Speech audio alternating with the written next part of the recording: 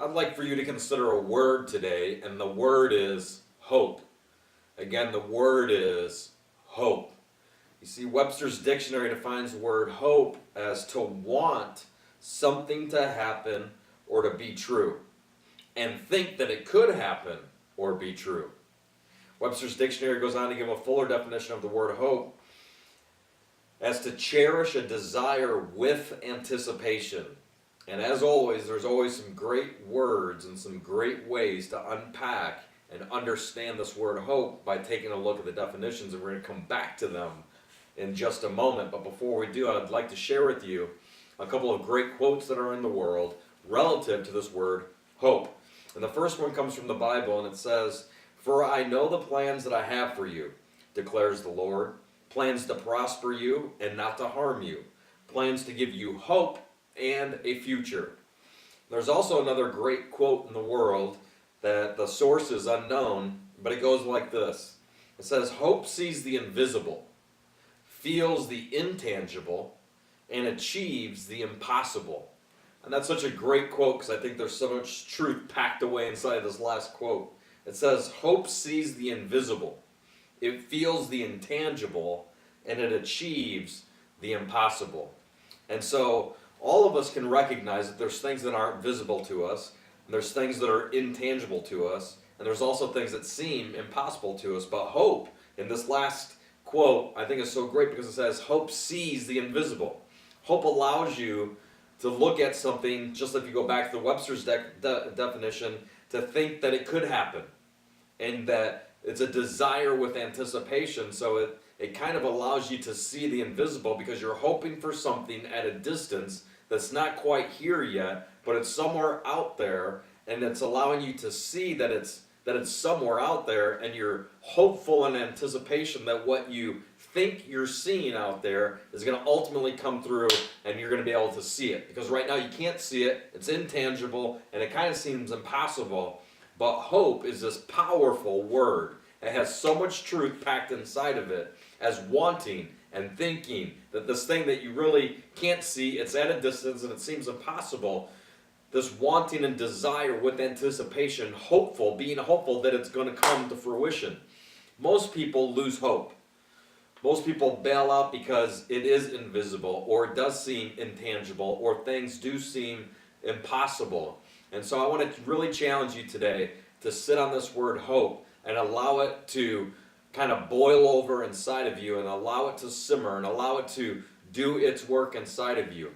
It is a great word, it's a great action word, it's a great behavior word that's going to allow you to put yourself somewhere in the future, at some distance in the future, of something that maybe you can't see, maybe you can't touch, and maybe it seems impossible, but this word of hope is going to build character inside of you that's going to change the way that you live in the world in this hopeful anticipation that something is there.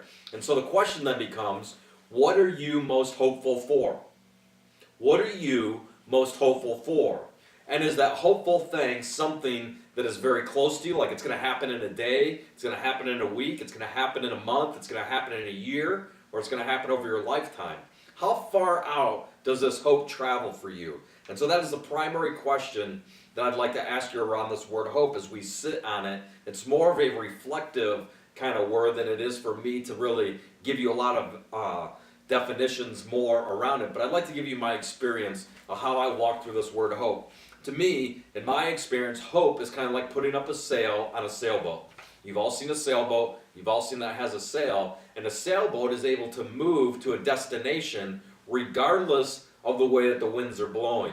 And so if you were to set out on a sailboat and you had this hopeful desire that you would land on a nice beautiful island with a beautiful pristine beach where the sun was always shining, and we're going to set sail, we're going to head towards this beautiful destination of where we'd like to be. We can't see the island right now. We can't see that it's there. We just wait for it in hopeful anticipation, and we have to navigate our way to get there. Well, as you head out, or as you head out to achieve a goal or a desire or an ambition, you have to head out with this hopeful desire that you're going to get there. And most people get discouraged because the wind is blowing from the right, and all of a sudden it switches and changes to the left. Well, it doesn't mean that you can't get to where you need to get to. It just means you need to change the direction of the sail so it can still catch the condition that the world is providing to you at that moment in time so that you can still get to your hopeful destination. And so the question becomes, how are you setting your sail? What is the intention for setting your sail, and what is it that's driving you? What is the most hopeful thing that keeps you with your high level of anticipation? That's an important point for you to consider. What are you most hopeful for? And then, in my experience, it's great to walk through an exercise of saying, do your hopes take you just to a day? What do I hope for today? What are my hopes for this coming week? What do I hope for a month? What do I hope for the next year? And what do I hope for the next 3 to 5 years? And then what do I hope for 10 years? And then what do I hope for my life? Those are great destination or target points to point the direction of your hope so that it sets your sails. And so the other thing that I want to challenge you on is this idea that you know is absolutely true, is that all humans are going to die. All humans die. We have a 100% success rate at that phenomenon. And so after you die, it's a very important question of what do you hope for after that point? What do you hope for during your lifetime? And what do you hope with anticipation happens afterwards? I think it's a powerful question to ask.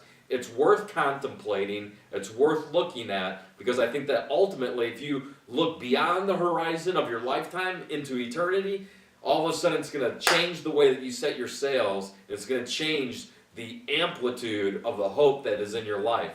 I challenge you to do that. I guarantee that if you were to unpack hope and have this conversation around it about your life and then beyond the horizon of it, things are going to begin to change, and the way that you live in the world will definitely change. And I want to help work that through with you. And so I'd like to give you a couple of other questions around this word hope. Number one, how has this word hope shaped the way that you live in the world? How has this word hope shaped the way that you live in the world? Number two, how has this word hope shaped the way that you build and grow your relationships? How has this word hope shaped the way that you build and grow your personal relationships? And then number three, how could you utilize this new awareness of the word hope to unlock some hidden capacity that is still inside of you? How could you utilize this new awareness of the word hope to unlock some hidden capacity that is still inside of you? And so take the time to ponder this word hope. Take the time to sit in it. Take the time to go through the exercises that I laid out. Always remember to ride the wave of life, and always play big.